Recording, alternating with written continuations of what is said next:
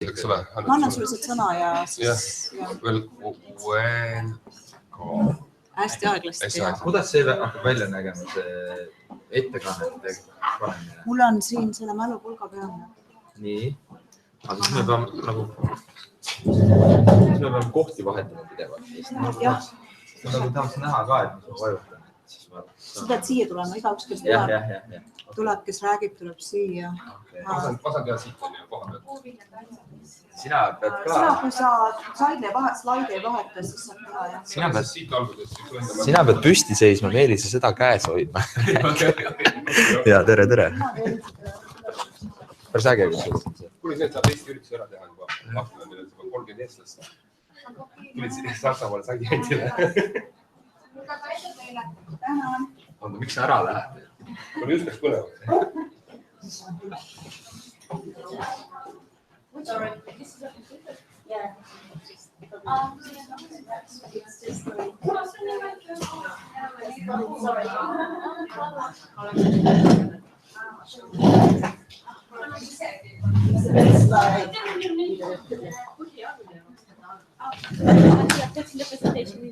I'm putting it in this one.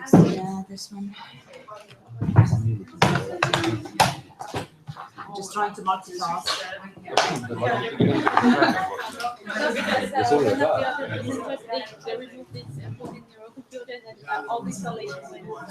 Again, I'm not going to touch it. I'm just putting it in this. I'm opening all the presentations.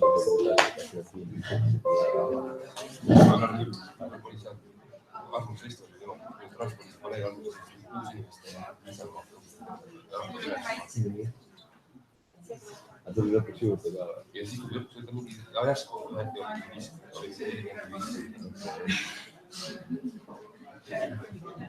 Praegu nagu.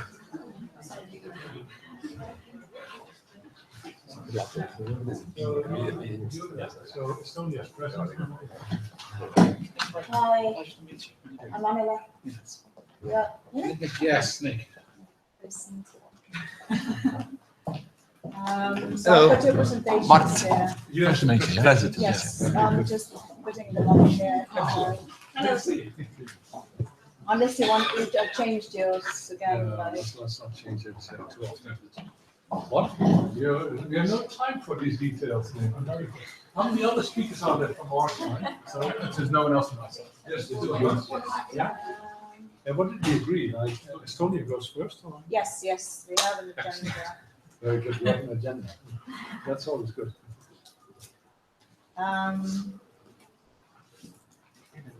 So, I'm missing one more. We're missing yours. Oh, I thought that. Oh, no. Here, I've got a screen at the moment. I'm just making sure that that's yours. Yeah.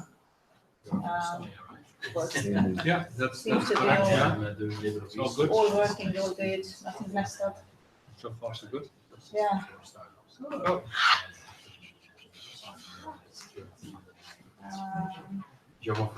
Annu on kadunud. Annul oli see Estonia oli siin all oli Estonia. Ma parandasin ära seda. Kes nüüd esimene oli? Mina olen esimene. Ma teeks mingi taustaslaidi või mille teha on. Taustaslaidi, kui me räägime, siis juhaks ma ainult hoian, ma hoian Marti seda. Pane sinna alguses, muidugi.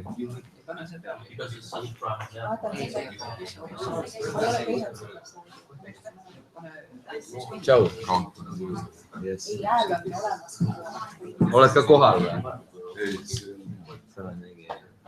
Kuna jõudsid?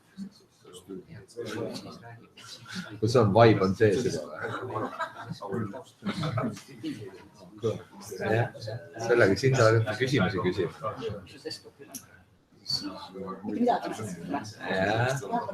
Ei tea, sõltub. Eestlased on väga huvitatud. Ikka omastatud toet. Ma võin teha üle slaidi.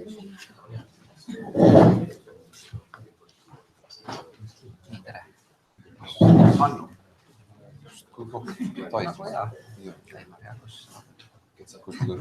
Nimelt töötasin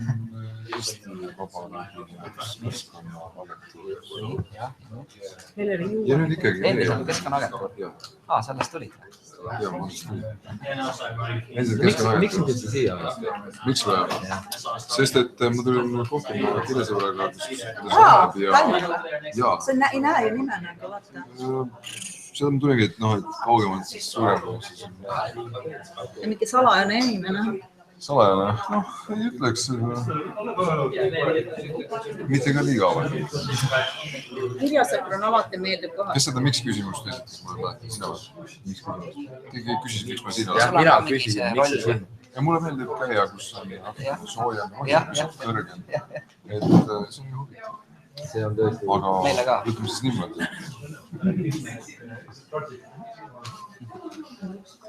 Kõrbestamise töö. Kõrbestamise. Õige. Kes siin ära keerab, siis minu kõrgus.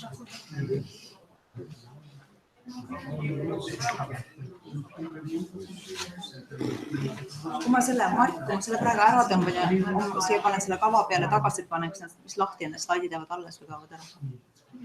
Oota, mis? Küsi uuesti. Jah, mis? Ma tahan seda pulka ära võtta siit koga ja panen siia selle kava ja päevakava peale, kui panen esimesena panen selle kava nagu. Ei, ma arvan, et ei kao kuhugi ära. Pulga peal nad on ju alles. Jah, aga ma teen niimoodi ja panen tagasi. Ma arvan, et see on okei. Ma usun, et see on okei. Kui kaob ära, siis korraldab. Rohkem inimesi. Kui eestlasi on, mis praegu üle käib.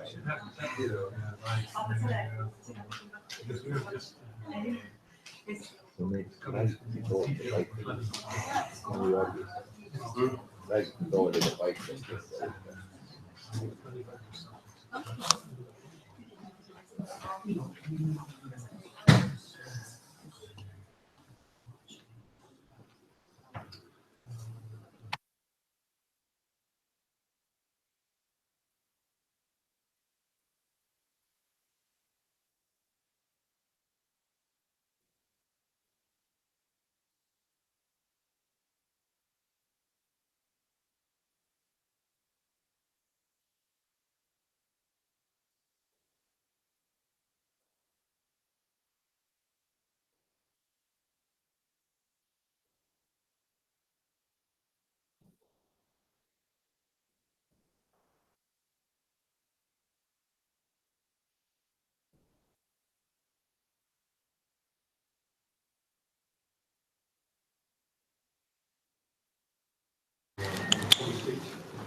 Yeah. One more chair, perhaps. That's for speakers supposed to speak. Or unless you want to swap places.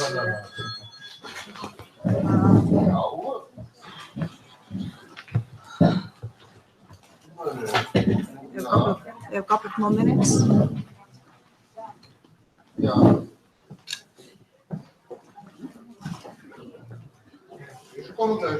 Any just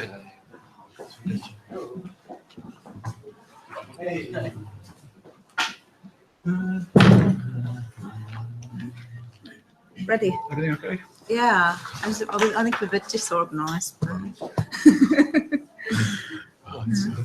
We still have I think they on. We still have 2 minutes. Are the mics on now? Yeah, and this one you throw around.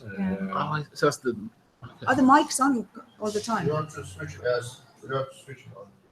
I'll just switch it on then. Yeah. I have to press harder. Okay, Xbox always on. You can see, yeah. I think everyone can hear. You can try. Can you hear me? In the corners there? Can you hear? Oh, not really. Good. I was just thinking of the people in the back.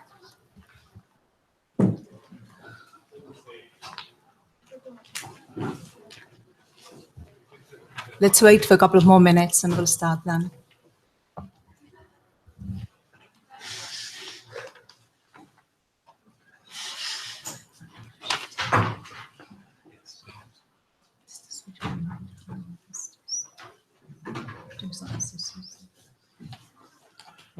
Yeah, we have about 40 persons. That's good, yeah. No, it's really not. This is Estonian Government.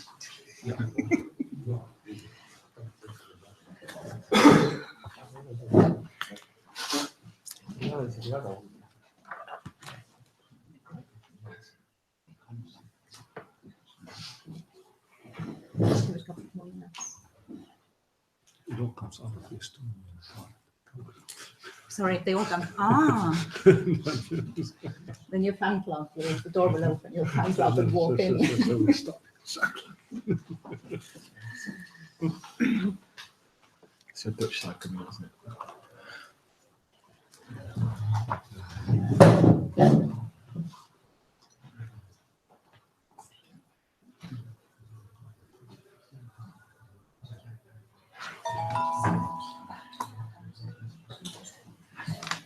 We literally know the gentleman from the Dutch Adaptation. She's here. So there's the orange tie. And they're having a side event tonight. Yes, actually, I'm going to stick around for the So we should have to check out. Okay. Yeah.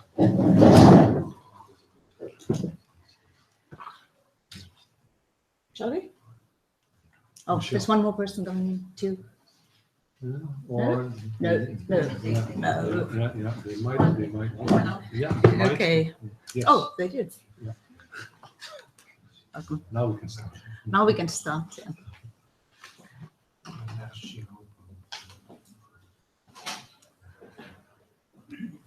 So I think we're good to start. Distinguished delegates, dear colleagues and friends, ladies and gentlemen, good afternoon. And thank you very much for being with us here in this afternoon. I know there are so many other things going on, and we very much appreciate it that you joined us. My name is Anna Langer-Kraavi, and I'm an advisor to the on international climate change and negotiation to the Ministry of the Environment in Estonia. But I'm also active in climate research. The people who know me know that I have more than 10 years experience working on climate change, economics issues. So, and I'll be chairing the meeting today. This event is jointly organized by the International Union of Railways and the Estonian Ministry of the Environment, and we will focus on transport today. Why do we focus on transport? We focus on transport because the transport sector is one of the main contributors to the global greenhouse gas emissions, and it's about 15% of annual emissions. But these emissions are challenging to mitigate, mainly because of the high number of actors in the sector. And the sector also has its own very specific adaptation needs, and we'll hear about these today as well. And these needs are often overlooked. Today we will be sharing our experiences in dealing with these issues. Ladies and gentlemen, without further ado, I will hand the floor over to the Deputy Secretary General of the Estonian Ministry of the Environment, Mr. Meelis Münt, for their welcoming address. Meelis, the floor is yours.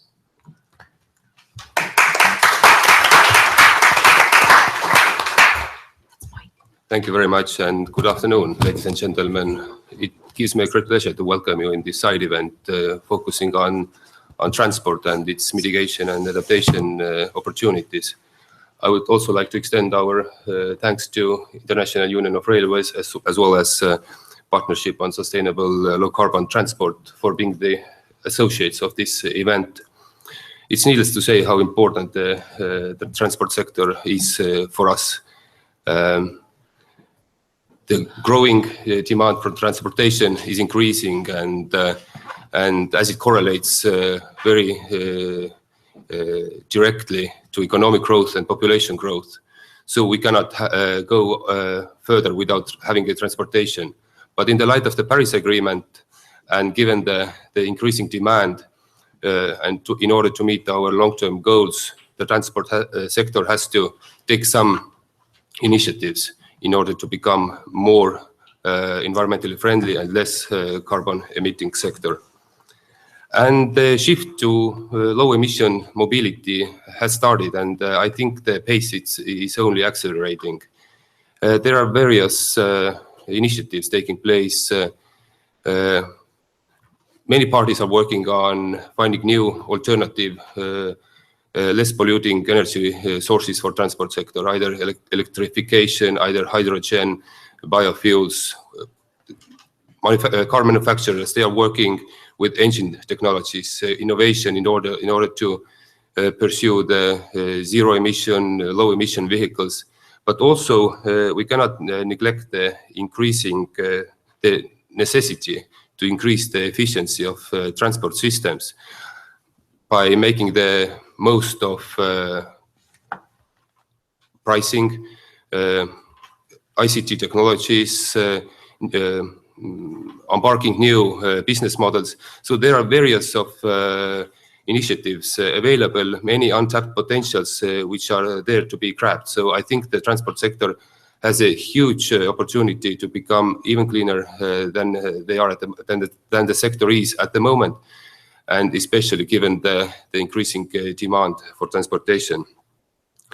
But I think the mitigation of emissions in transport sector are not sufficient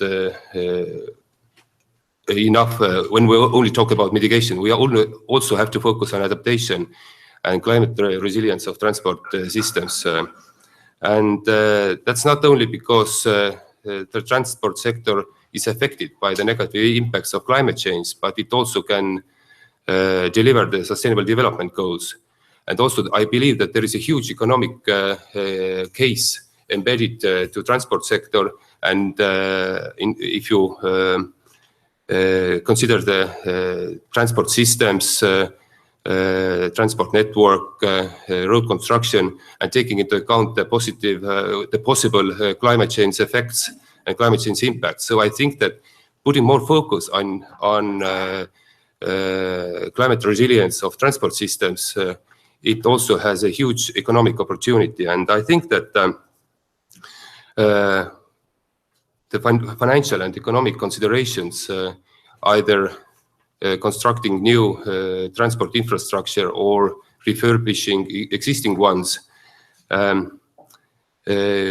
without paying attention on possible effects of climate change, can have a very traumatic and severe repercussions. So I think that it is highly important that transport systems and transport infrastructure takes into account the negative impacts of climate change, because at the lifespan of infrastructure, it expands over decades or even a century. So climate-proof financing,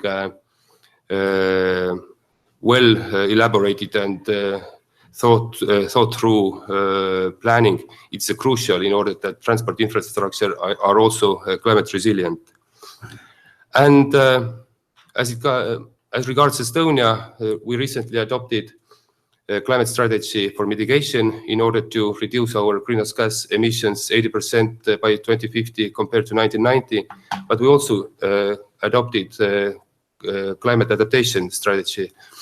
And we also put a special focus on transport sector in order that climate resilient transport infrastructure stays in Estonia for decades or even for centuries. So we also put a lot of emphasis and focus in terms of transport sector, not only in mitigating and lowering the emissions, but also adapting to climate change. So I will conclude by thanking you for being here with us today. There are very prominent speakers giving their perspective on activities which we are carrying out here in Estonia, but also worldwide. So thank you very much.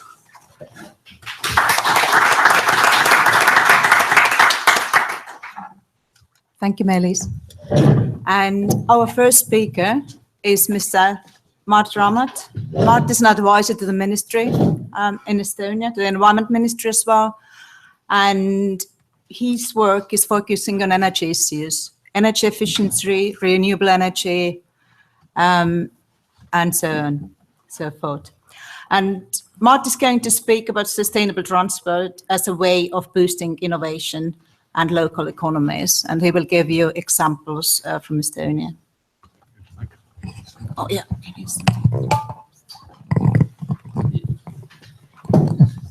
Yes, thank you. I do have loud voice, but I don't think that loud enough. Yeah, exactly.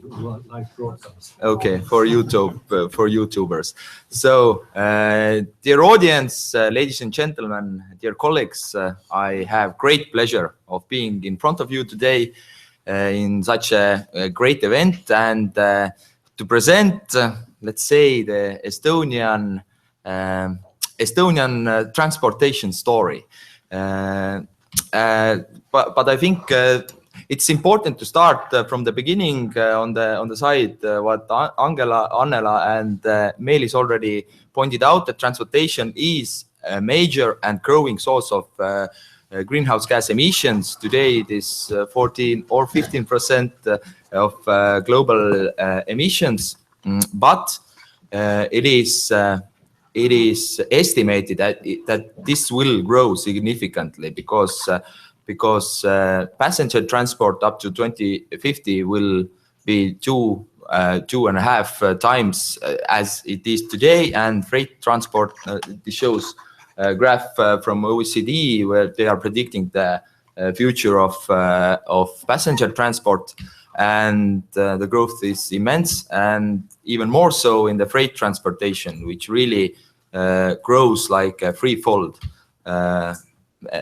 This really shows that we need, in order to for transportation sector to carry out their expectations, we need to figure out what to do in the presence of such a big increase in demand. But the Estonian context is a little bit different because we are a bit similar. We are a little bit less of our overall emissions are covered in transportation sector. It is 11 to 13%. But since our country is a really small one with no inland waterways, basically the majority or basically all of our carbon emissions from transportation come from road transport. So this is a place we need to focus our efforts. Fortunately enough, it has been the transportation carbon emission has been quite stable over the last decade. It has remained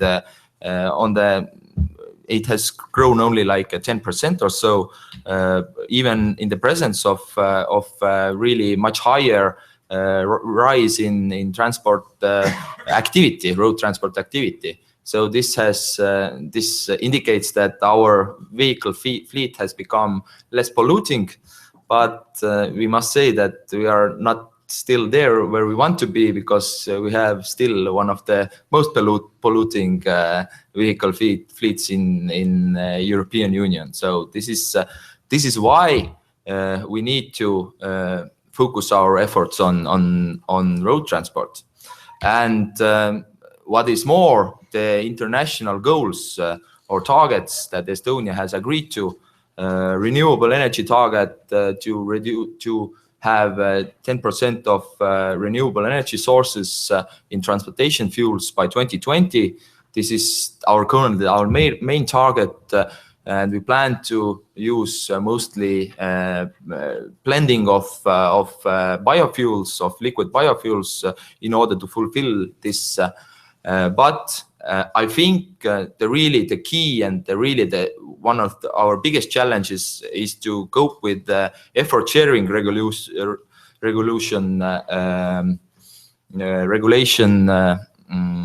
target, which is to reduce the greenhouse gas emissions by 13% by 2030. And effort sharing regulation, there is different sectors there, but the transportation is over 1/3 of Estonian emissions there. And given that agriculture, there is less ways to reduce emissions in agriculture, we figure that the transportation will need to change massively in Estonia in order to fulfill this difficult goal. So what What we have figured out while conducting our climate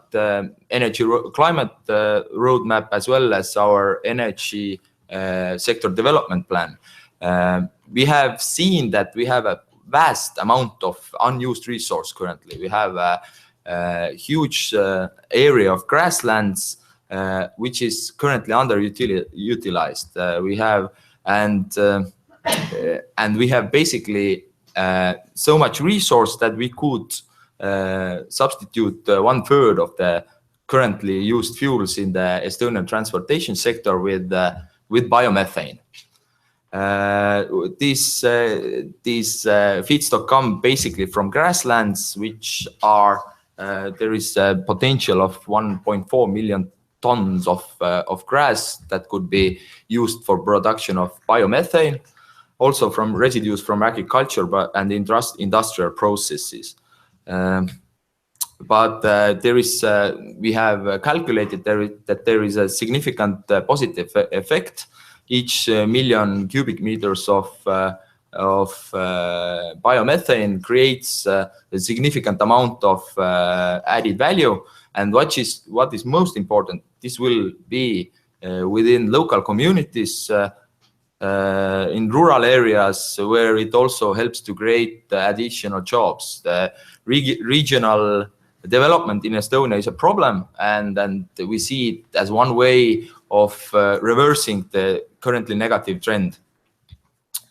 This is a map of Estonian grasslands, where the green dots are not a very good map, unfortunately, but still the green dots shows the grasslands which are currently underutilized, where the feedstock is there, and where we could use the feedstock for production of biomethane. But the problem is, of course, the cost of it. It is estimated that it is almost 2 times more expensive to produce biomethane than to use basically the natural gas from the gas grid. So this is difficult. This is definitely a market barrier that needs to be overcome if we want to introduce more biomethane into our transportation. So what we are doing currently now, these next steps are already in place, and we are already very eagerly carrying out our biomethane program. Let's call it that. We have a subsidy scheme or support scheme for building fueling stations for compressed natural gas.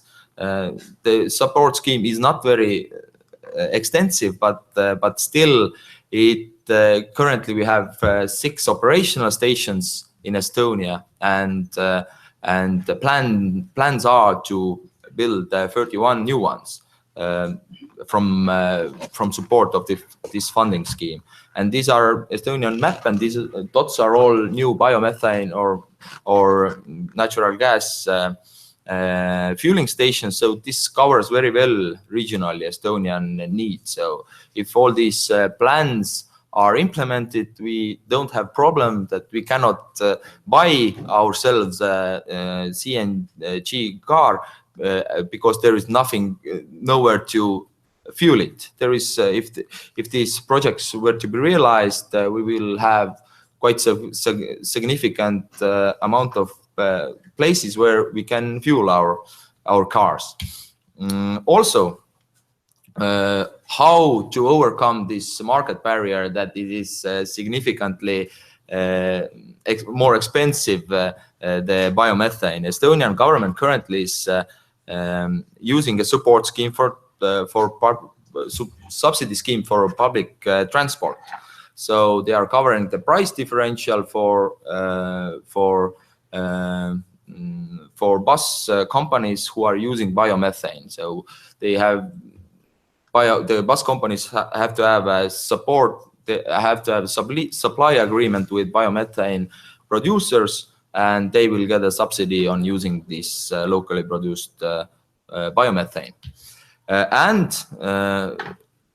The really funny part is currently we do not have any biomethane production in Estonia.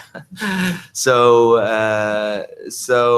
in order to we are basically we are figuring that demand creates output, and but there is already now one project is ongoing, like a pilot plant, which received quite hefty amount of support in order to start producing and to produce for the first buses to use biomethane. So these are all, this plan is our good, let's say, our good idea in the future, but currently no car in Estonia is using biomethane, unfortunately, but they will be soon. Yes, and the plan is to use, the plan is to reach 4,000 tons of oil equivalent of biomethane production, which amounts to 0.5 of total transport fuel consumption. But we have a bigger, more long-term outlook for the biomethane sector, because the aforementioned climate policy roadmap projects that up to 150 tons of oil equivalent of biomethane should be used in transport in 2030 in order, or 2050 in order to, sorry, this is a mistake, 2050 in order to, for us to carry out, or in order for us to really carry out our climate goals. This means that over 20% of total fuels used in transport will be biomethane, and still we have a vast amount of unused biomethane potential. And how to reach it on the not so long term, up to 2030, the government is currently discussing a blending requirement for the natural gas suppliers, which would evoke about 20 million cubic meters of biomethane production in Estonia. But how does it compare, our outlook compared to European Union outlook? I think when we look at the European Union plans for transportation fuels, we see that up to 60% will be renewable energy, let's say, but the electricity, but in Europe it is projected that liquid biofuels will be the majority of the renewable energy production, and biomethane will be only marginal in Europe. But in Estonia we see things differently. Liquid biofuels are, in our case, projected to be quite marginal, and biomethane is significant, is the next to oil, the second most used fuel in Estonian transportation sector. So this really shows that I think when we considering there is not one size fits all solution, and each country should be able to fulfill their own potential, which in Estonia's case would be to use our domestic resource as a way for producing the biomethane.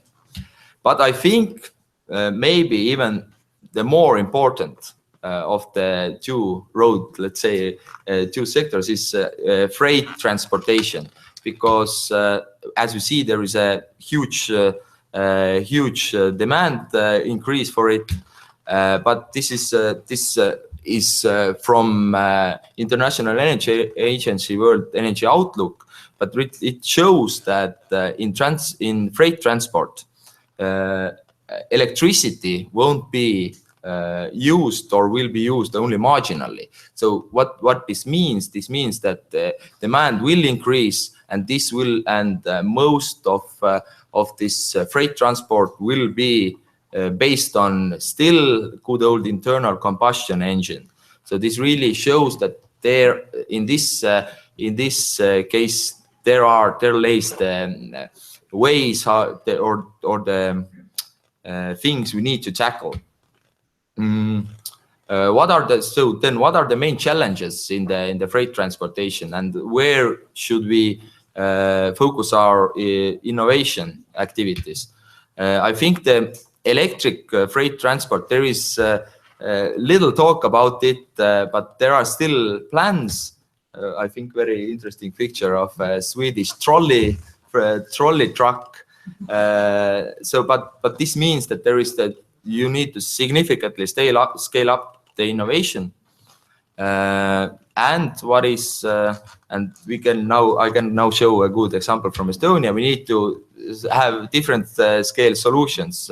This is a Estonian startup, Starship Technologies. They are producing lightweight cargo vehicles to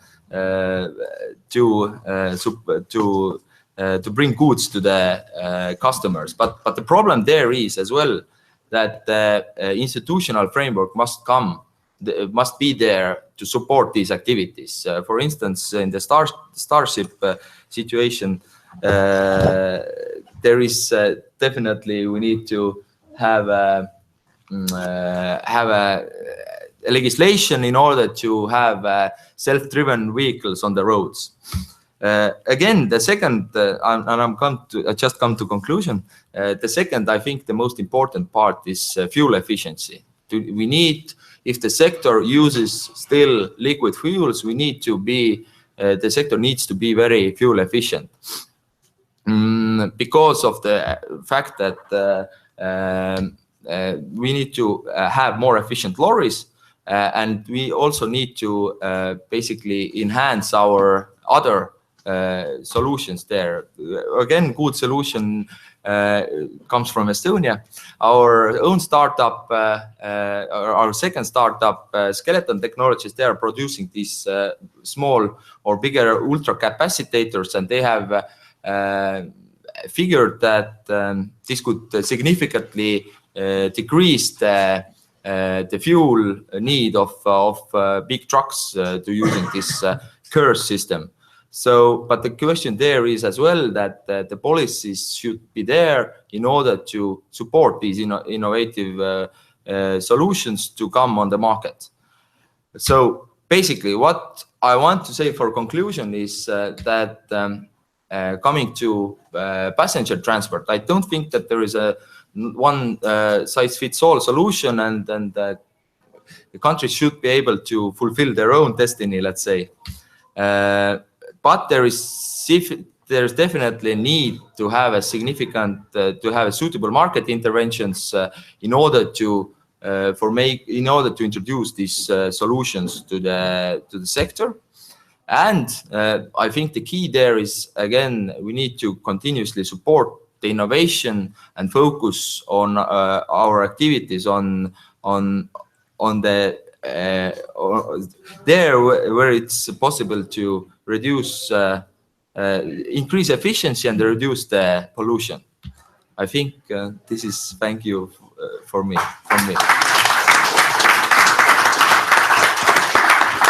Thank you. Mart, yeah, that's working. That's, by the way, is the mic. So we will have a panel session towards the end of this side event where we all have a chance to ask questions from our distinguished speakers. But I would only take questions like of clarification if anyone has any stuff. If there's anything urgent you want to ask Mart, you didn't understand. Or even throw, but they have to lift up their hand. Yeah, first, if anybody has questions.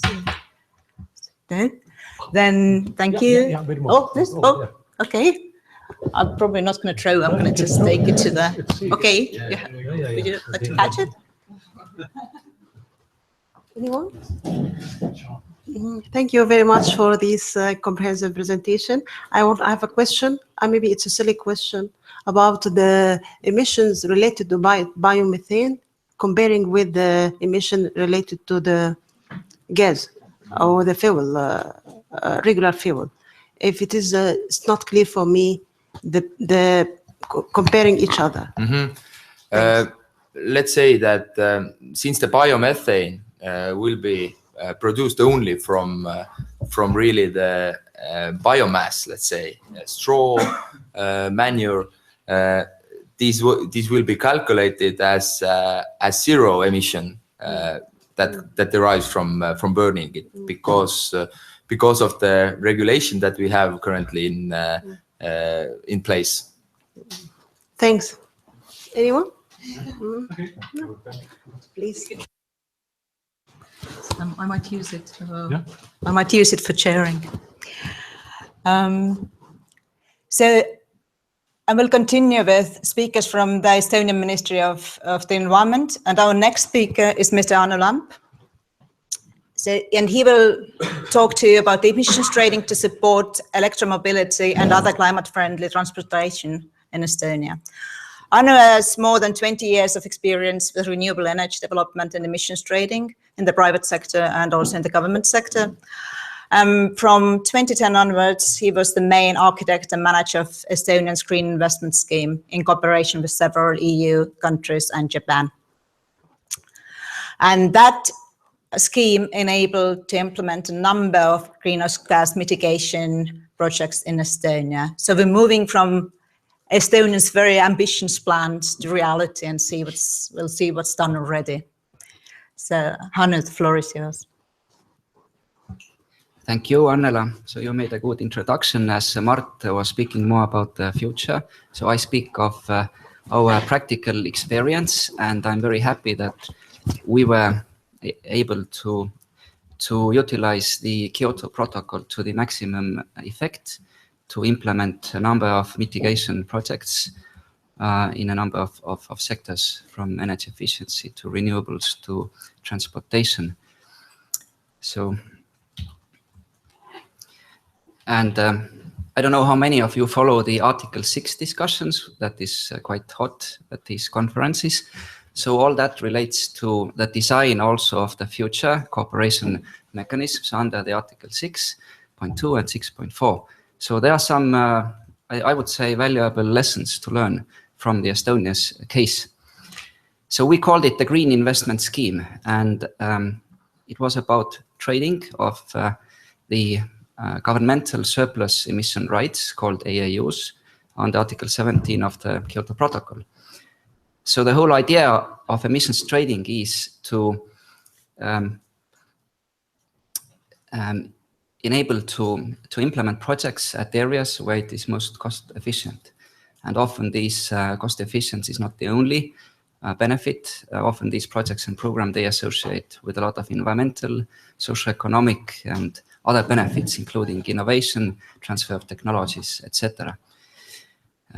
So we were very happy to work together with the 3 European Union governments to help them to meet the Kyoto goals, since Estonia had generated a surplus because of economic reforms and because of the base year 1990. And recalling history, Estonia became independent in 1991, and we had a major, we had to carry out major reform of our economy, and that brought along the emission reductions as well. So we worked with the 3 European Union governments, and we worked with 4 Japanese corporations as well. Japan was, I think, the only country in the world that allowed its private companies also to acquire these emission rights, governmental emission rights from other countries. So I will not go too much in detail with emissions trading. We can discuss later. So, but that's my favorite. I worked also a lot on project-based trading. That's including joint implementation and a clean development mechanism. But here we talk about government-to-government cooperation and the more programmatic approach. So some numbers: we could generate almost 400 million euros selling these 75 million AAUs, and we could target the number of nice programs. And yeah, I was talking about not only cost efficiency, but as well as many other benefits. But let's be more specific. So here is a list of programs and the countries or Japanese corporations who helped to implement. So we could cover starting with Austria. We could target a number of biomass projects and pipeline renovation in the district heating sector. The picture from my childhood and still now, unfortunately, in winter we have a lot of snow in Estonia, like 3-4 months of snow, and in winter you could see where the district heating pipes are growing. You had grass growing in winter, so a lot of leaks. So thanks to Austria, we could renovate these pipelines. We could switch a number of boiler houses and from heavy fuel oil and oil to the use of biomass. We could also implement a very interesting, I would say at that time at least, very unique project in whole Europe at least. We could switch or change the street lights in 7 full cities to LED. And at that time, the use of LED in street lighting was not that widespread. So we took some risk, but it all paid off. Project resulted in 60% of fall in energy use. So bringing along, of course, the fall in emissions. So it's not about transport, but still very shortly, I will go through this nice experience we had. And I have underlined the projects in the transport sector. So with Spain, we could finance modernization of our trams for the capital of Estonia, Tallinn. So most of the trams are now very modern, very energy efficient, using regenerative braking, for example. And that has also brought along a growing popularity of public transport. So people, if the trams look nice and they don't smell and they're modern, so people want to use them. So Spain also financed to build wind farms and to acquire economic buses to service county lines, so including the use of CNG, and in the future they will be using biomethane. So Luxembourg helped to renovate over 500 apartment buildings, a lot of private houses, and to target micro-renewable equipment, including solar PV, small wind turbines, and solar heat.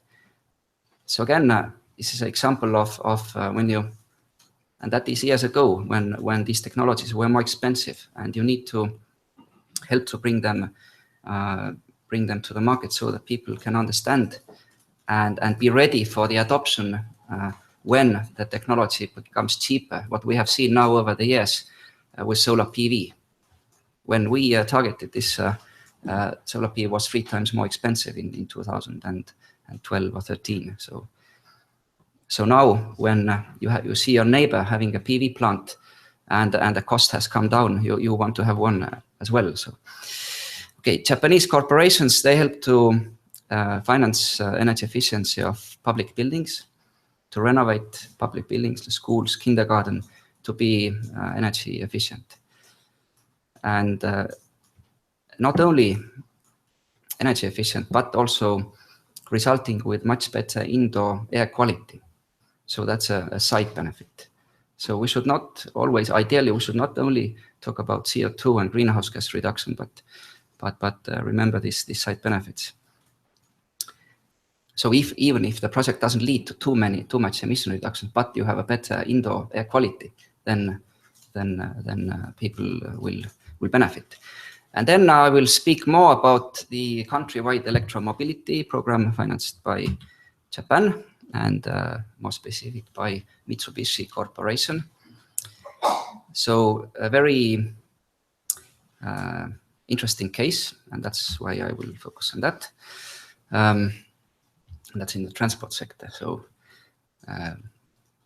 and hopefully this program will lead to a significant share of use of electric vehicles in Estonia. So, to make a program to succeed, similar to the biomethane, you have to address at the same time many elements, including infrastructure being the most important, and demand, and as well as the tanking stations. And that was the plan we have implemented today. We have created a countrywide quick charging network. That's the map, and that's what also was interesting for Mitsubishi, because Estonia is a small country, so you could really cover the whole country with the quick chargers. So the idea was to have a quick charger at every 40 kilometers. So even with the coldest winter days, you can drive anywhere with an electric vehicle without being worried. Of course, you have majority of charging takes place at home, at your own home, overnight. But still, you can drive it. We have 300 kilometers from one end to another, so you can do it with the coldest winter day as well. So infrastructure was most important. So almost 200 quick chargers, and they enable to charge the car.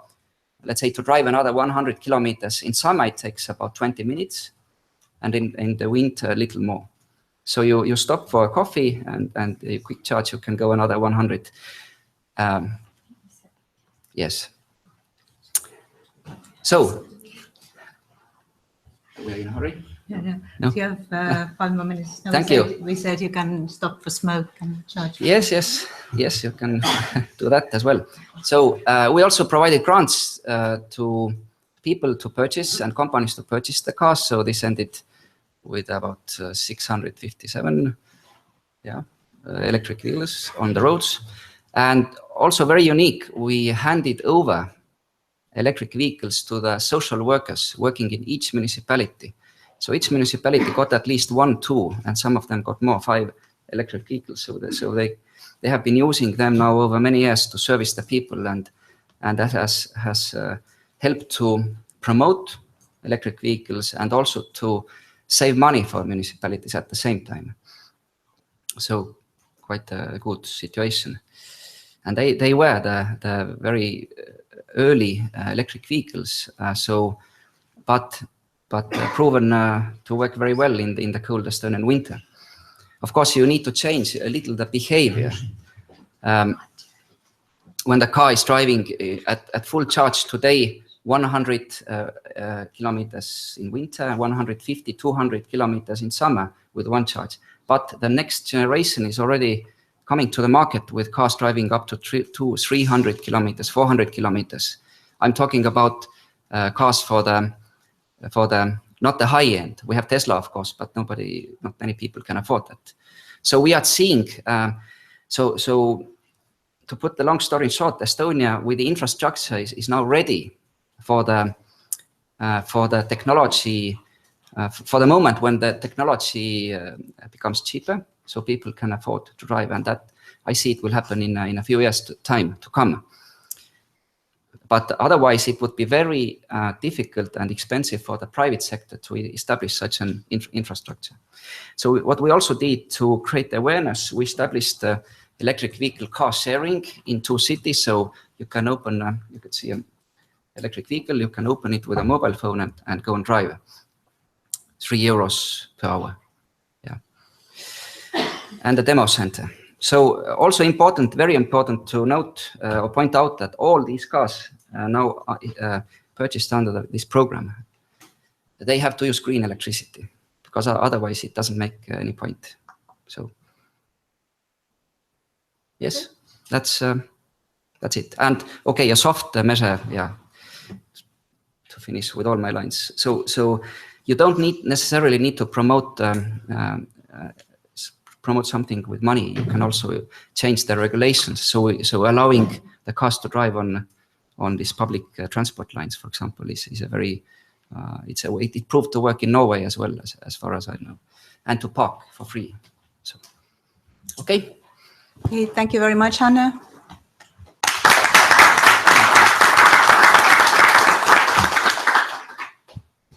Are there any urgent questions of clarification?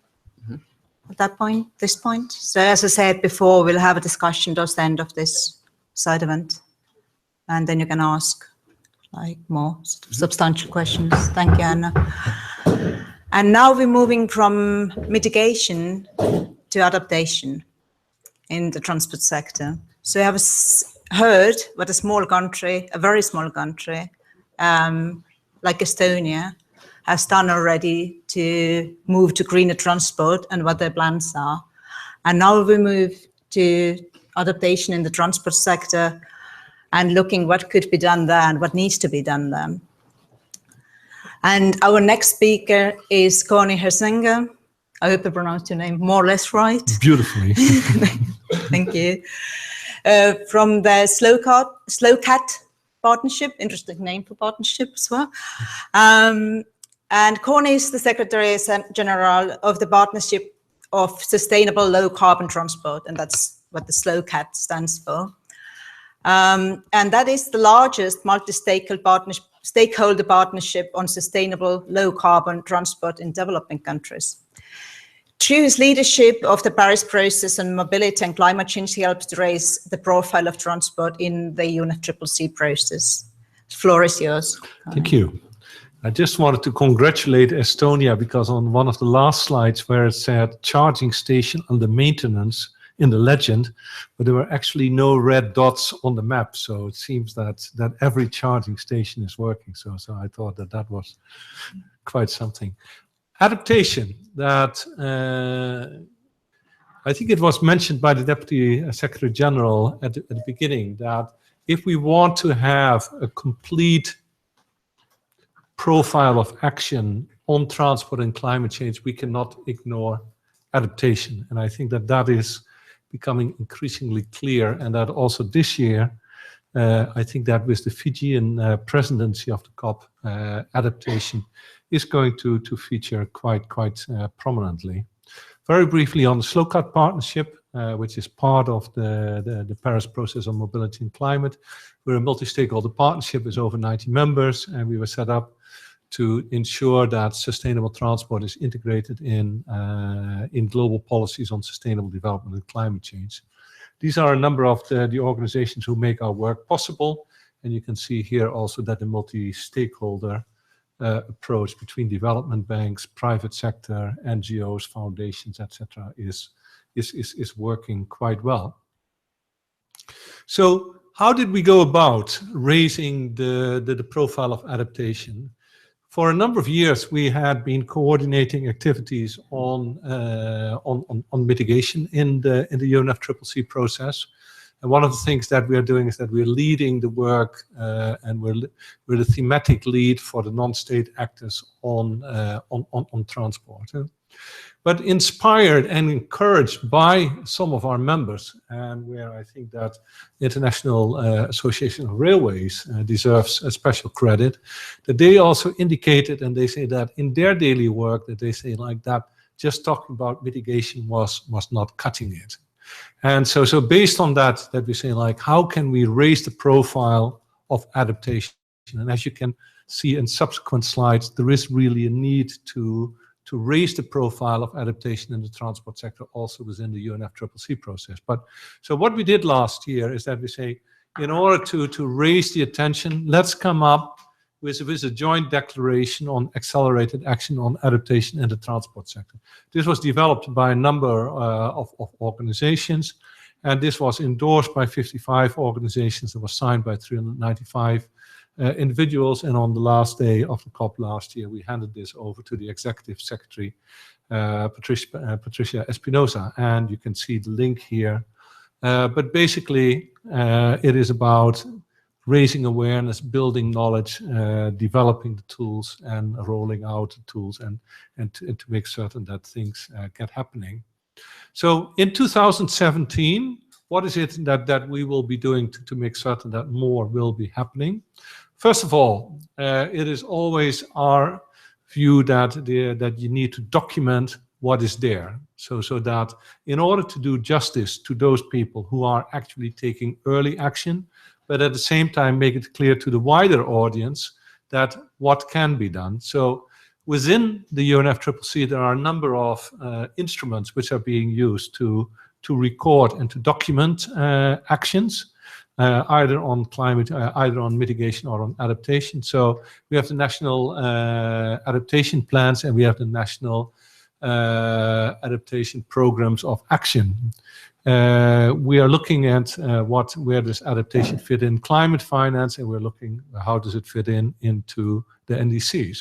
it is clear that if we want to move forward, that we need to have the tools, and the tools, on the one hand, we need to be able to assess the current vulnerability, and we need to have the tools to actually address adaptation in the future. We need to combine adaptation with mitigation, and we are very happy to see that at the international level that there is also a growing interest in adaptation, and in that context we want to make reference to the Netherlands funded Global Center of Excellence on Adaptation to Climate Change, and who have a separate side event tonight at what time? 6:30 in the bond room. 6:30 in the bond room, which is just on the other side of the hallway here. And so, but transport is one of the three thematic areas in this center. And then lastly, leadership is important. So we want to work on that one as well. Currently, if we look at the NAPs and the NAPAs, that we say that we have looked at the 51 NAPAs that have been received and the 7 NAPs, and also 22 national climate change adaptation plans. And so far, less than half of these documents actually make reference to transport. One of the things that, one of the examples that we do want to single out, because we think that it is actually quite a strong one, is the Kenya one. They are looking at short-term actions, they are looking at medium-term actions, they are looking at long-term actions, and there is a whole range of activities and tools that they are rolling out to ensure that that adaptation also takes the transport sector into account. If we look at the NDCs, which are often quoted as being a central document in the whole process, the good news is that if we look from the mitigation side, that 75% of the NDCs actually highlight transport as a potential mitigation source. However, only 13% actually indicate that adaptation is important, and specific measures for adaptation are only presented in the NDCs of 6 countries. So it means that we have a long way to go in the whole context of the UNFCCC process. Like, we need to develop the knowledge, we need to raise the awareness, and we need to make certain that it is then subsequently being taken up both in the dedicated adaptation documents like NAPs and NAPAs, but also in the NDCs. So here are some of the examples what these 6 countries are actually proposing. And there is a lot of emphasis on land transport. Some of them are looking at water transport, and a few are looking at rail. But I think that we will hear a little bit more from Nick about that. Similar story is what we said, like mitigation versus adaptation is also reflected in climate finance. That, and again, it's probably a question of the chicken and the egg. Like, since we don't have it in the NAPs and the NAPAs, and we don't have it sufficiently in the NDCs, it's also not reflected in the climate finance. But also with climate finance, we see that that there is, out of the 264 projects that we have in our climate finance database on transport, only 23 projects are actually referring to adaptation, and only 136 million have gone into that, which is very limited. So if we look at the future, it is clear that we see a strong effort to raise transport and in the context of mitigation.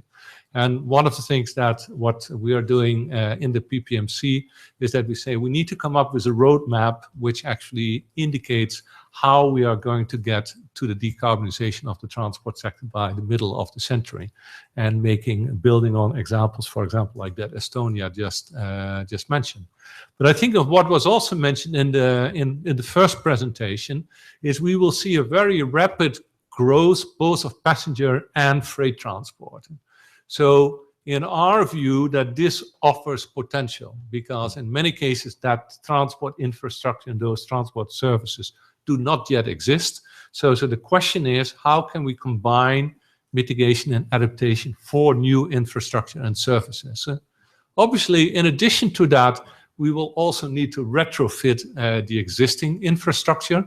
But I think that it's key that we look at this synergy. And this synergy is not necessarily something that the UNFCCC has been very strong at the moment, because in a way, adaptation and mitigation have been set up as parallel work streams with parallel institutions and with, in some cases, parallel financing as well.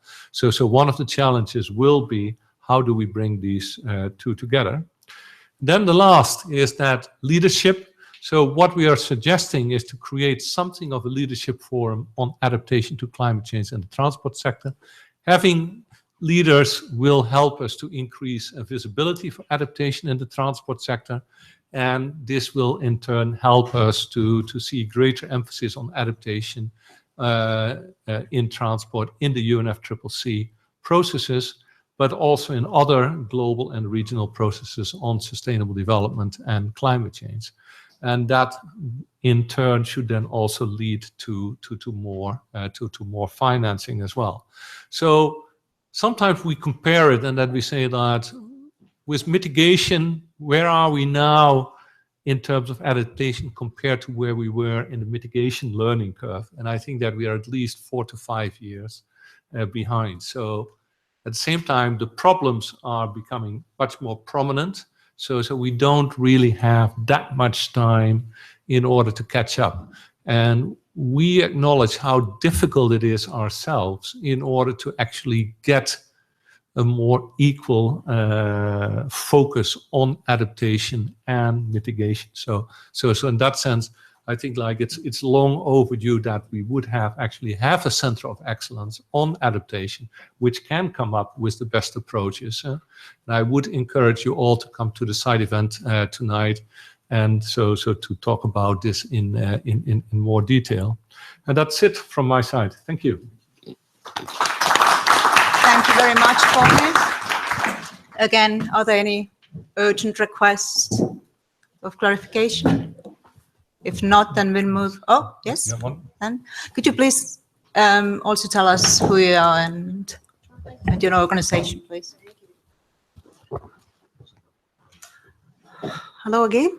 My name is Mona from Egypt, Ministry of Transport in Egypt. I very much appreciate the adaptation presentation that you made, but I want to ask about the activity of adaptation. Is it's not the same between countries and between continents. In our country, our adaptation action, it's only for the high temperature. Some of the floods or maybe have the minimum effect. It's not such a huge effect like in Africa. But I have to be more aware about what is the action related to adaptation in many countries. If you have any idea about about this country, you can just learn me to know. Yeah, I think I fully support what you're saying. Is that that there are differences. Like if you go to Russia, for example, permafrost is an issue which is not necessarily the main problem in Egypt as we understand it. There are also differences, like if you look at the different subsectors of transport, like if you look at land transport, or if you look at and within land transport, it's between rural roads are affected in a different way than, for example, like highways. Roads are affected in a different way from railroads.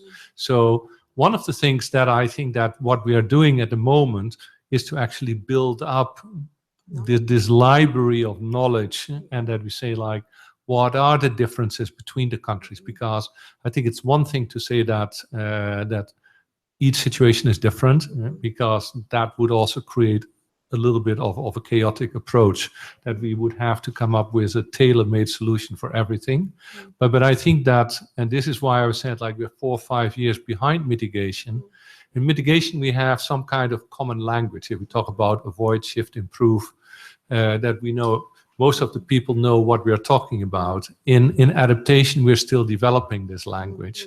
And I think that this is, if you go to our website, there are a number of publications on adaptation where you can find some of this information, but it's also something that we're still working on. Thanks. Hello, excuse me.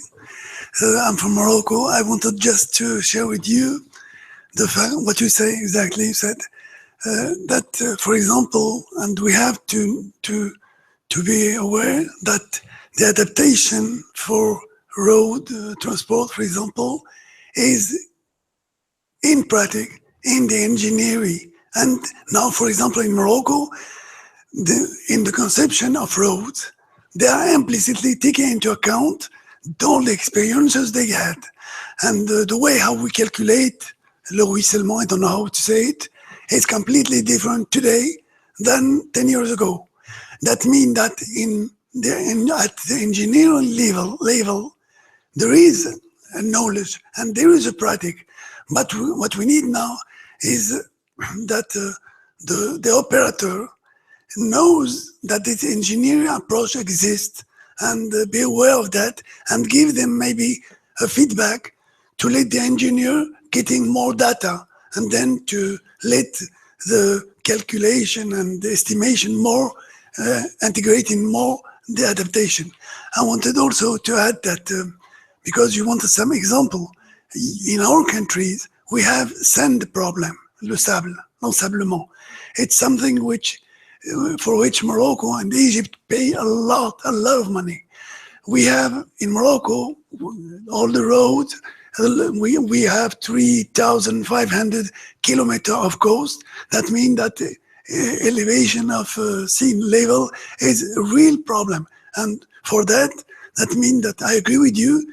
We need the guideline in which we have different type of vulnerability, different type of approach of adaptation with the efficiency, and that's something which is needed really. I know you can say it exists on internet, but we need something which is more simple because the administration hasn't time to go and to see a lot of website, etc., etc. Thank you. Excuse me for my voice and my language. Thank you.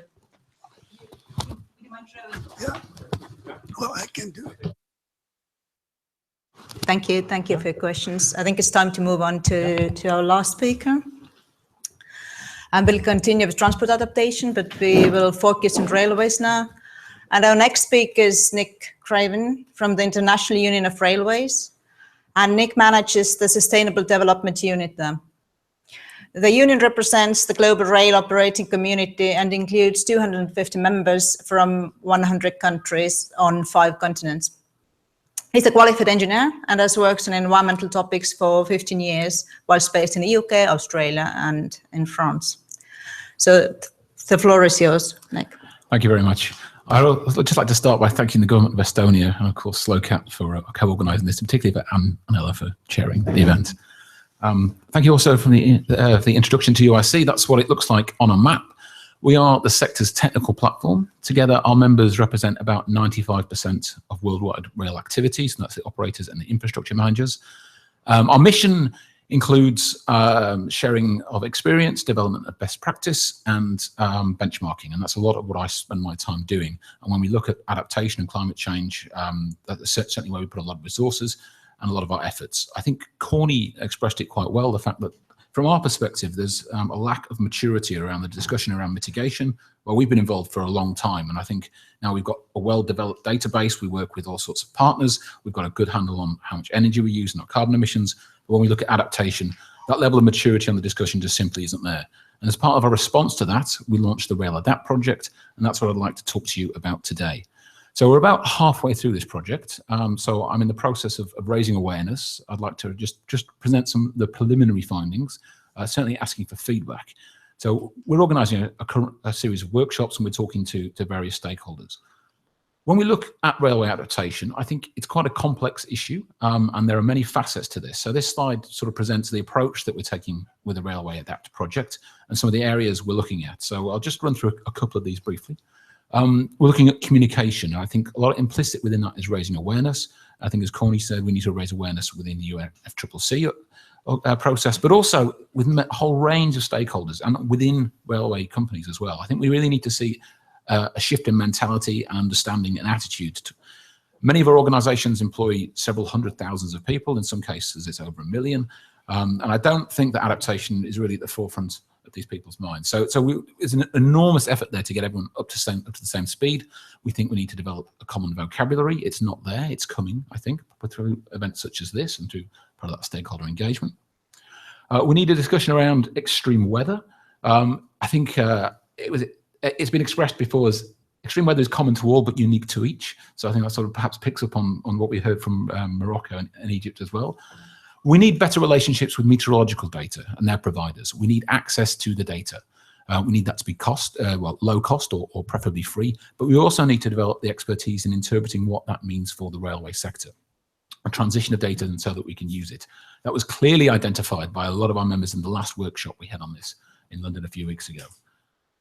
We need to agree climate change scenarios. We need governments to buy into this. We need regulators to buy into this. What are we designing for in the future? We certainly hope that we will achieve well below 2 degrees, but we also think we need a discussion around what does 2 degrees look like and what does perhaps more than 2 degrees look like. Perhaps we need an adaptive approach where we build resilience to a very high level at the start, but we don't complete that, but we know that we can come back later and improve that level of resilience should that be needed.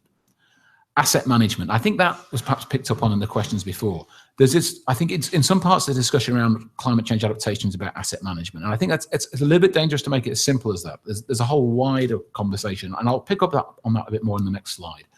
But it's important that we avoid maladaptation. It's important that we improve our process for building business cases to increase resilience. And again, I'll talk about that on the slides coming on later. We think in many cases, adaptation can be achieved at marginal cost and through changing specifications, through including changing our maintenance practices and through our renewal processes. You can really drive down the costs. Now that it's a slow process, it's gradual, but it's not always very expensive at the start. We need a discussion with investors. We find that development banks and that insurance organizations are asking more and more sophisticated questions about railway projects and what level of adaptation they're managing to. And we know that the sector needs to step up its game a bit and be able to give those sophisticated answers that we need. We need to raise the level of debate. We need a discussion with regulators. We would like to propose with this project a common vision of resilience for the railway sector in 2030 and 2050. What does that look like? We need a discussion around what does resilience really mean? I think resilience means many different things to many different people. And we need something, a more intelligent discussion around the balance between cost and resilience.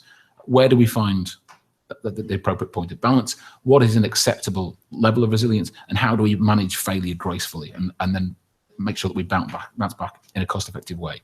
Markets are a key point of this as well. What are customers willing to accept? Part of that's part of communication. I think we need to bring them with us on this journey. At the moment, they have very high expectations. And that applies for the traveling public and also freight customers as well. So here we have, adaptation is not purely a technical issue from our side. We think there's an important role for governance and regulators. And I'll put that at the top here for a good reason. Taking an example from the railway sector. So the railway sector is very good at measuring delay minutes. If your train is 1 or 2 minutes late, in rare occasions, it may be more than that, but very we count these minutes and we attribute costs to them. And this allows railway companies to do business cases, and I'll talk about this more in the next slide, to look at how do we manage those delays. But at the moment, this isn't really an appropriate way for adaptation, because what we find is that when we have an extreme event and we lose access to an infrastructure, we can't start cancelling trains. We no longer count those delay minutes. What we need is a journey availability matrix or metric. We need to set the right high-level outputs, and that needs a discussion and input from governments and regulators. Now we need to use this to drive investment in the right direction, to set the right strategy, and then drive the right performance. So I think here you can see that the operations side, the asset management side, is a lot of big, important technical discussion around what happens there. But it's very important that we get it right from all sectors, from the top down to the bottom. We would very strongly advocate a whole system approach. So on one respect, we can say that this refers to the rail system, but I think it's important to consider the transport system and then perhaps also the economic system as well. I have a case study here. Now this is from Cowley Bridge Junction. This is a piece of railway infrastructure in the UK, which is where I'm from. And it just looks at, for a long time, this piece of infrastructure is a critical piece of infrastructure. A lot of railway traffic comes through here. It's had a history of flooding for a long, long time. And then the infrastructure manager knows this. So we've lost access to this. We've seen the impacts. So from the infrastructure manager's point of view, we know the cost of the delays. We can account for this very carefully. We know the cost of improving the resilience against flooding of this particular asset. The graph that you see here looks at different ways of calculating the net present value, the cost or the benefit of improving your resilience for this piece of infrastructure. Now, traditionally, the way that Network Rail or the infrastructure manager has approached this is to look at the cost of loss to their revenue, which is the delay minutes alone. And when they do this, we find that the payback period is very long. It's between 13 and 25 years, depending on what intervention you choose to take. Now, the infrastructure manager, they live with an economic cycle of around 5 years. And when the manager looks at this, he says, it's not interesting to do this. You know, it's more cost effective for us to take the hit. And what we're trying to do is to build capacity. And what we found is that by looking at a broader set of the economic benefits, so it's not just the delay minutes that are important here. There's a knock-on effect to your reputation of the company. You lose, with poor resilience, you lose customers to other transport modes. There's a long-term impact here as well. And there's a broader impact on the economy. If people can't get to work, they can't perform their economic function. There's a whole raft of wider economic impacts here. So if we start to account for these, you see a very bigger picture. And it's really significant changes. So what we were able to do is to build a business case that says your payback is actually around 3 years' time, which then fits into your 5-year economic cycle. And suddenly you can build a justification for improving resilience of this piece of infrastructure.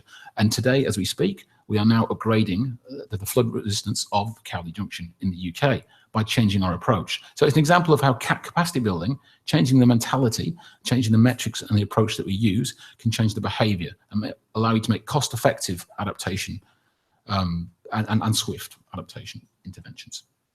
So just some preliminary findings from our project. We think adaptation, it's a complex and cross-cutting issue, and I think it will take some time to develop our responses about that. We think we need strengthened partnerships and new partnerships. Meteorological associations are one part of that. Development banks have a part to play. And we need to bring the customers on board. It's going to take time, but it's very important. We need improved access and understanding of meteorological data.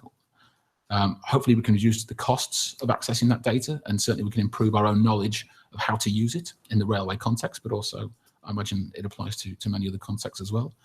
We need capacity building, and this isn't only in the developing world, it's in the developed world as well. And I think the Cowley Junction example shows that. This is something that happened a few years ago. We're trying to change the mentality and change the way people think about adaptation and weather resilience. We need to think about how to manage uncertainty. A lot of this is about decision-making in uncertainty. We don't know what the climate envelopes in 20, 30, 40 years are going to be. How do we make decisions now? How do we manage that uncertainty? It's not simple. It's a difficult path, but we're starting to take adaptive processes so that we can build the foundations for high levels of resilience without necessarily incurring the full expenditure immediately. And then if we need to later on, we can come back and add to that without ripping it up and starting from scratch. We need to change the way we build business cases, and we need to make sure that we're driving cost effectiveness, because I'm sure there's not a lot of money around. We need to make sure that we use it in the most effective way.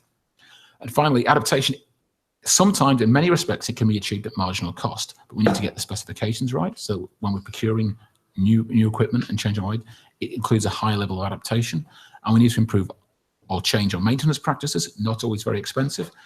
Whenever we renew a piece of infrastructure, we need to make sure that adaptation is built into that. Part of that, there's a request to some regulators. There are examples of certain countries where the planning restrictions actually provide a massive disincentive for increasing your resilience. So if, for example, if we have a bridge which is swept away by high flooding, you can replace the bridge in a like-for-like structure without going through the planning process. But if you want to increase your level of resilience and build a better bridge, you have a 5 or 6 or perhaps 10-year planning process to go through. And so the railway can't wait, and it simply doesn't happen. So there are regulatory barriers that we'd like to remove. That concludes my presentation. Thank you. Thank you very much, Nick. Now we have about 15 minutes for questions and discussion. So please, you can ask questions from all the speakers. Okay. Yeah, thank you. I'm not such a specialist in the railway, but I want to have a conclusion with your presentation. I have already have some workshop in UK relating to the planning, transport planning, but in our I have a case in Egypt studying a high-speed rail, so it is a mitigation project, but some factors are going to considered like the sand, like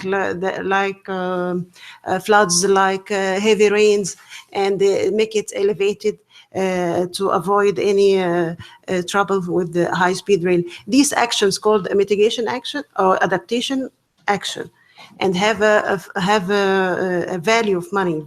It costs. This cost is adaptation.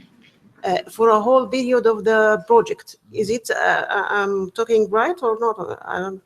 If it is a mitigation project, additional, it's adaptation action when you plan for this kind of project. This merging between mitigation and the adaptation cost, this is the visibility of the project? You mean risk assessment is the adaptation? So if I understand correctly, you're developing railway infrastructure as a mitigation project, because railways are very efficient, have a very low carbon. Footprint. I have to say that is part of my job. But but of course within that, what you provide needs to have a high level of resilience, and so there is an adaptation component to your project. So perhaps this picks up on, I think Corny was talking about the synergy between mitigation and adaptation. And I think it also talks about I think it also highlights something else that's very important, and that's the fact that more and more we see environmental impact assessments, which were normally focused on the impact that your project has on the environment, but normally those would be expected to have a component of adaptation in there, which is of course the impact of the environment on your project. So I think the two have to go hand in hand, and you have to try and take a holistic view. So it has a mitigation component and the adaptation component in the same project? And you have they have the cost, and this have the cost also. I think it's considered in the planning issue. It is considered. The adaptation is considered for the project of railway, because it's they always studying the risk factor for these kind of project. Thanks.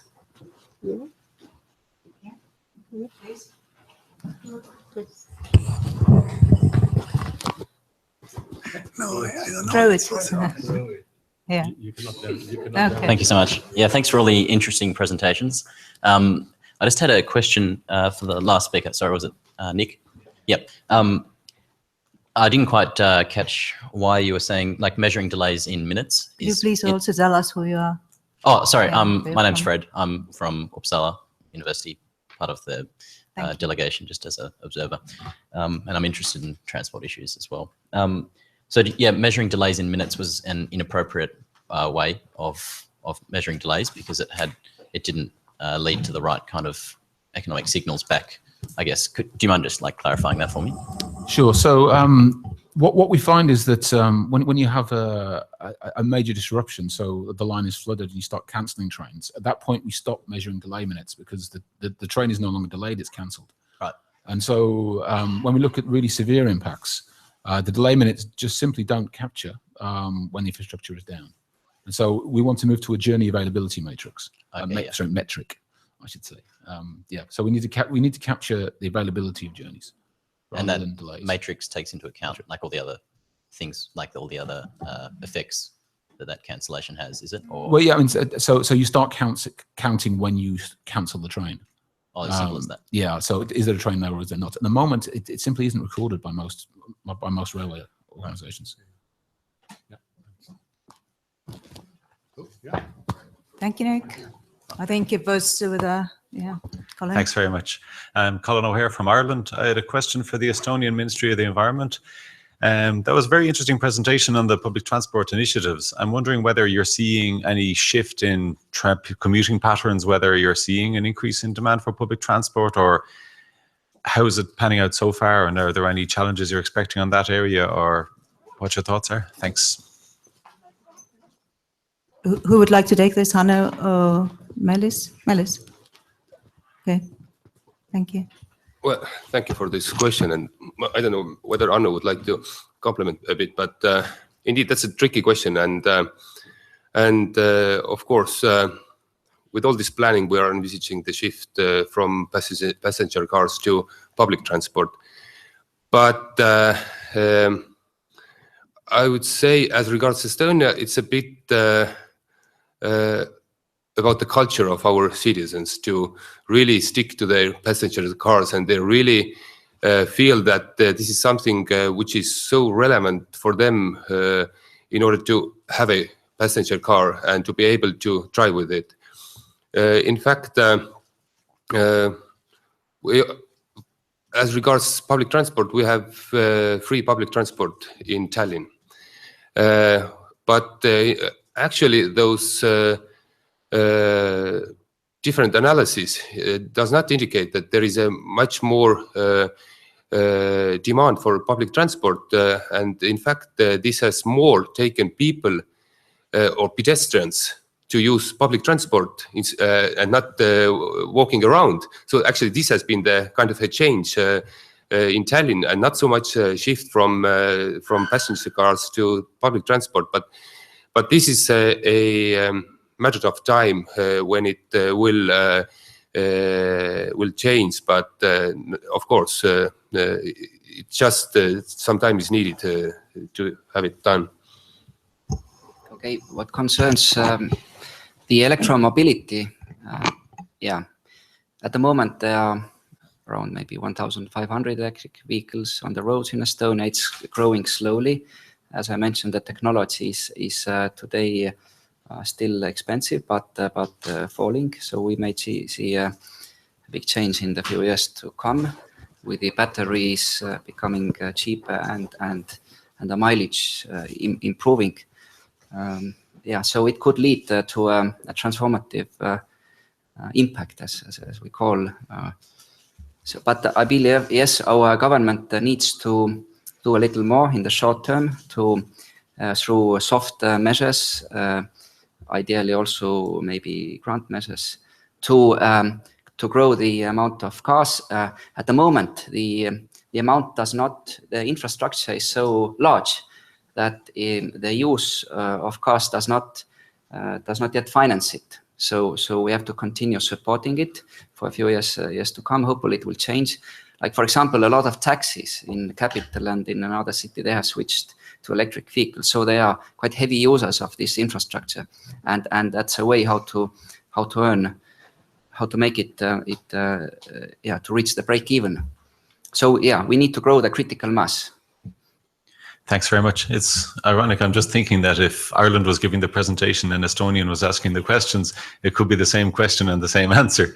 But I think that behavioral change is something that takes time. And I think you're right that you need the infrastructure to be there and become embedded in a culture before you'll see a real shift. But I suppose another issue we face is that our settlement patterns are very dispersed and not so much centered on urban areas, which adds another challenge to the public transport role. But I do think that the EV work is something that we'll see, hopefully, as the technology improves and it becomes more part of a culture, that'll be a bigger part of the answer. Thanks very much. Corny, yep, sorry. Marty, would you like to add as well? Yeah, and Corny wanted to also take the floor then. Yeah, I just wanted to add that it's, I always thought that, as Meelis said, 2 hours, it's a bit like a personal issue that to have a car, but I always thought that this is due to our Soviet past, but I'm glad to see that you have also the same problems. So maybe there is light for us. Thank you, Matt. Corny? We shall not comment on the commonalities between Estonia and Ireland in that context. But I think that what was interesting is that talking to ING Bank, ING, which is a major Dutch bank, in 2015 they financed $65 million for electric buses. In 2016 they financed $650 million euros. And this year they will be well over $1 billion in financing deals for electric buses.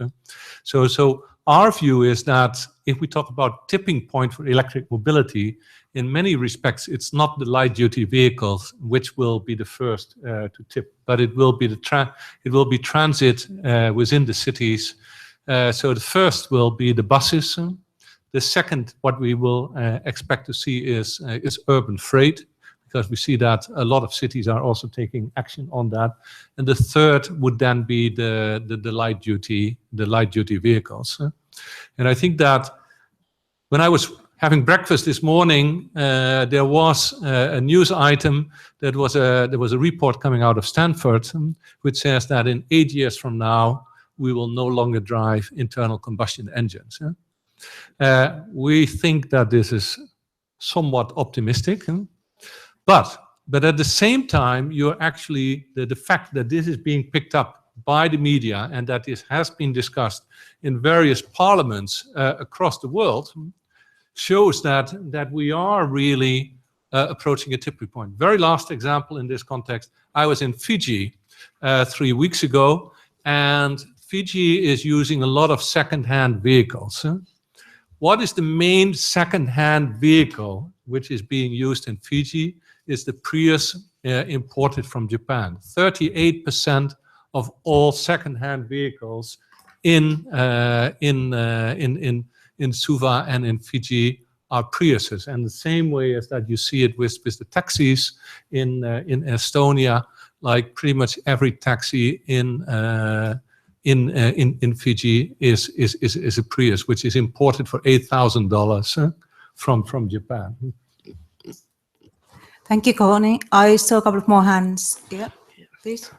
I'm Link, okay. and I'm from the Center for International Governance Innovation. It's a Canadian-based research institute. I have a question regarding the ETS. So how do you see the Article 6.2, which capture the voluntary cooperation that can use the ITMOs towards NDCs? So how do you see that article can impact the current existing project supervised by Article 17 of the Kyoto Protocol? So how do you see the transitions from the Kyoto time to the Paris Agreement? Thank you. Thank you very much for the question. Hanna, would you like to take this? Okay, I think this is not the topic for this forum, so I don't have a specific view on that. But this relates very much to additionality, the question of additionality, and we can discuss that later. Okay. So whether a project already having been implemented and online, whether this should be part of the baseline, it is there, it is generating emission reductions already. So why should it be continued in the future? That's my view. Okay, thank you. Thank you, Hanna. There's one more hand here. You can throw it. Yes. Great. Okay, thank you. My name is Uli Kindermann. I work for GIZ, German International Cooperation Sustainable Mobility Team. I used to work for 3 years in the Ministry of Environment and the Climate Change Office of Georgia, in the Climate Change Office. So I have one question to the colleagues from Estonia, because in Georgia, we said, well, you don't need to develop ambitious climate change policy if you have ambitious policy, which is directly related to climate change. And Georgia is in a situation where Estonia was in the past. They have an EU association process. So when you need to implement all these new policies, like a EU public energy performance of public buildings or air quality, these will have a climate impact. So we tried to highlight, explain to them what the impact might be, but we didn't have much data on that. So it's a very specific question. But do you have any analysis on the climate change impacts or benefits of specific policies? Like if you do this policy, or especially with the EU policies, if you implement a certain EU policy, the climate change impact of that, because I think this might, for the sector ministries who committed to implement these policies, it's more attractive to link it to the EU than to mitigation of climate change, the policy. And I have a question, a completely different question to Nick. So when you said about the cost and adaptation of railways, I remember in Germany there was an incident in the past where there was a heat wave, and then a train had to stop, and the air conditioning, I think it's just failed after 32 or 35 degrees, because the designers, the engineers didn't imagine that you need a more efficient air conditioning for trains in Germany. So there was a lot of people had to be hospitalized. I think 1 or 2 even died of dehydration. So that impact had it changed the perception of railways, because people had the feeling, I mean, in a car or in a train, you're both affected by the climate change, but they felt that in the train you can be trapped, you're more helpless. So it really impacted the perception and of the public transport and the attractiveness. And I think this is something very hard to measure. Are you looking, so to cut a long story short, are you looking at these impacts of, well, how people might perceive the attractiveness, or like hidden cost, people not taking public transport in extreme, because they might be afraid because of extreme events and the media related to that. Thank you for the questions, Estonia. Meelis? Thank you for this question, and I think this is a very pertinent question. Indeed, recently also in Estonia, the reduction, for example, in terms of CO2 or the climate change policy, it has been a bit of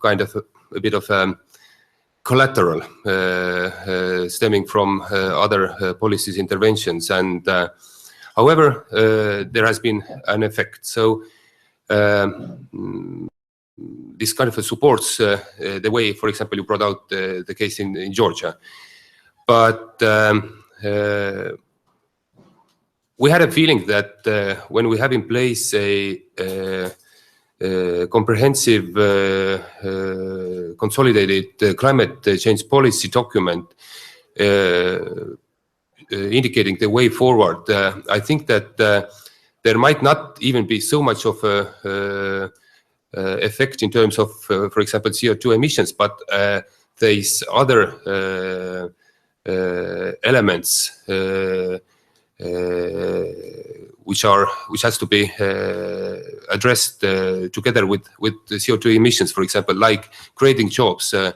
When we have a strong document in place indicating that the country, when we're talking about Estonia, is pursuing to have a 80% reduction in terms of CO2 by 2050, it means that we also, in addition to put in place measures reducing CO2, but we also has a possibility to create new jobs and workplaces in terms of low carbon technology, because we see that if it's embedded or incorporated in one document, it shows the importance of the policy and the importance of the government in pursuing the climate action. If these documents are a bit or if the measures are taken only by different ministries according to either by laws imposed from EU or some other because of other reasons, then we think that these co-benefits stemming from climate action are underutilized or not taking seriously enough. So therefore, what we saw by drawing up our climate strategy was that that one document, one focus, and all other elements in order to meet our targets can be achieved at one go. So I think this is why we are drawing up our plan. But whether this is does make a shift, what we are envisaging at the moment, this time will tell, because it's only now adopted. All development plans has to follow the same principles. But does it make a shift or extra positive input to our activities? It remains to be seen, and we are much more wise to feedback on that in 3-4 years to come. But the idea was that we have a comprehensive plan taking into account coinciding positive impacts of different policies, like creating jobs, boosting our startup sector, for example, boosting low carbon development. So we also tried, our aim was not only to curb the emissions, but also include co-benefits and coinciding effects to this document.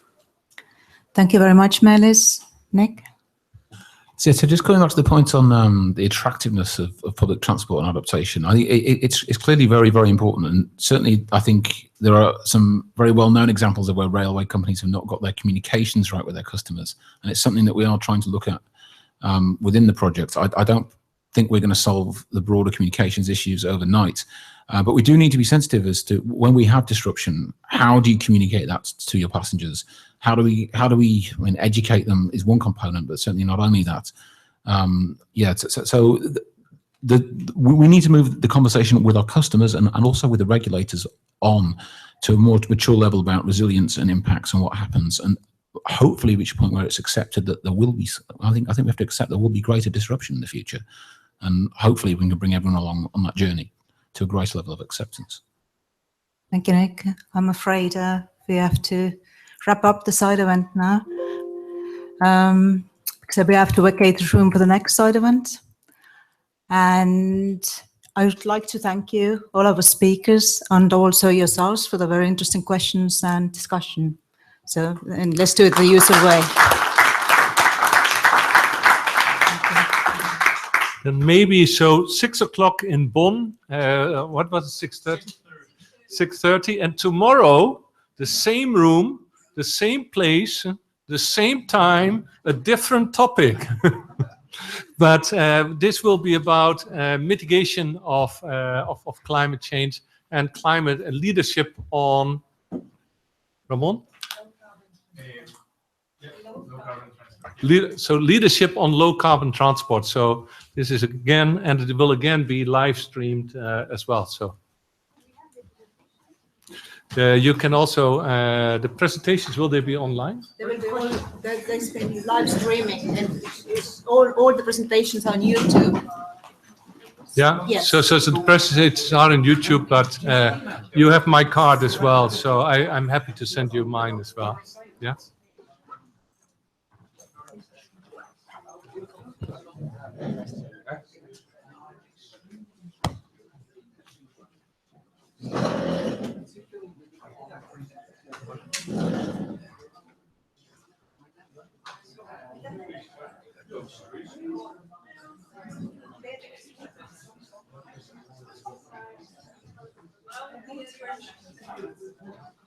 Okay, that's